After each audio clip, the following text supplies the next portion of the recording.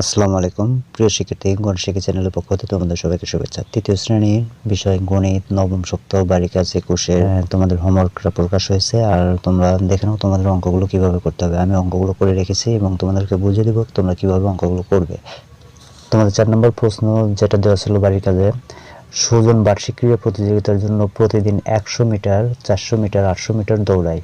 প্রতিদিন সে কত মিটার দৌড়ায়? প্রতিদিন 100 মিটার, 400 মিটার ও 800 মিটার, মানে একদিনে কয়বার দৌড়ায়? 3 বার। তাহলে তোমরা কিভাবে লিখবা? দেখো, প্রথমবার দৌড়ায় 100 মিটার, দ্বিতীয়বার দৌড়ায় 400 মিটার, তৃতীয়বার দৌড়ায় 800 মিটার। তাহলে দেখো এগুলো কি করতে হবে? সবগুলো যোগ করে দিতে হবে। তাহলে মোট দৌড়ায় 1300 মিটার।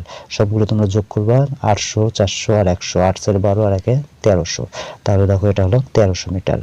আর 5 নম্বর প্রশ্ন, লিমো 261 পৃষ্ঠা, 275 পৃষ্ঠা ও 350 পৃষ্ঠার গল্পের 3টি বই এক মাসে পড়ে শেষ করে।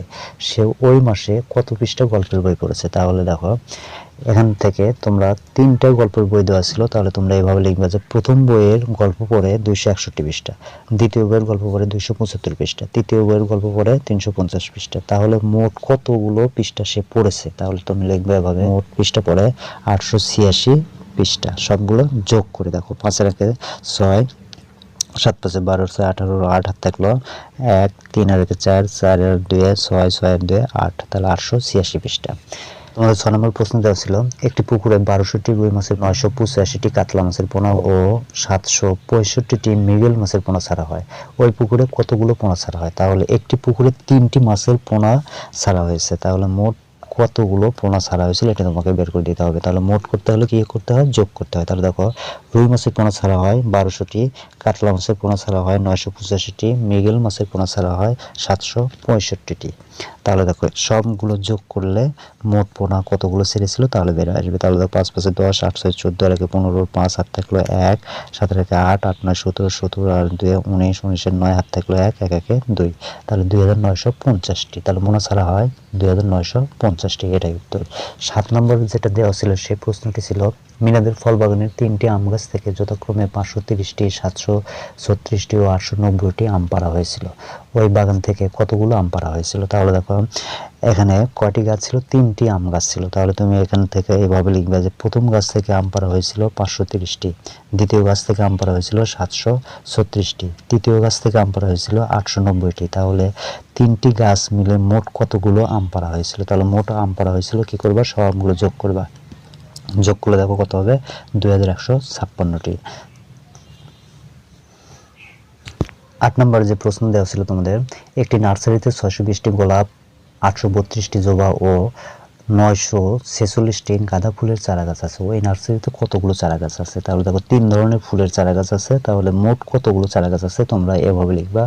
গোলাপ ফুলের চারা গাছ আছে 620টি, জবা ফুলের চারা গাছ আছে 832টি, তারপরে দেখো গাঁদা ফুলের চারা গাছ আছে 946টি। তাহলে নার্সারিতে মোট চারা গাছ আছে, সবগুলো যোগ করলে তুমি পাবা 2398টি। তাহলে এটাই হবে তোমাদের উত্তর। এরপর দেখো 9 নম্বর বলেছিল, রাজু বই মেলায় প্রথম দিনে 1150 টাকা, দ্বিতীয় দিনে 1225 টাকা, তৃতীয় দিনে 1575 টাকা ও চতুর্থ দিনে 2000 টাকার বই বিক্রি করেন।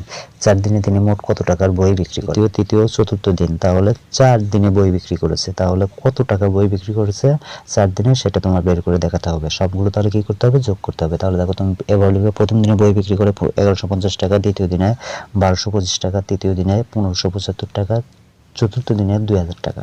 তাহলে সবগুলো যোগ করলে আমরা রেজাল্ট পাবো 5950 টাকা। তাহলে এটাই হবে তোমাদের উত্তর। 10 নম্বরে দেওয়া ছিল, ক্রিকেট খেলায় ইংল্যান্ড দল প্রথম ইনিংসে 375 রান এবং অস্ট্রেলিয়া দল 405 রান করে। দ্বিতীয় ইনিংসে অস্ট্রেলিয়া দল 370 রান এবং ইংল্যান্ড দল 400 রান করে। ওই খেলায় দুই দল মোট কত রান করে? তাহলে সবগুলো রান কি করে দিতে হবে? তোমাকে যোগ করে দেখে দিতে হবে। তাহলে দেখো আমরা 10 নম্বরের উত্তরটা দেখে নেই। ইংল্যান্ড প্রথম ইনিংসে করে, আচ্ছা এখানে রান না লিখে লিখবা করে 375 রান।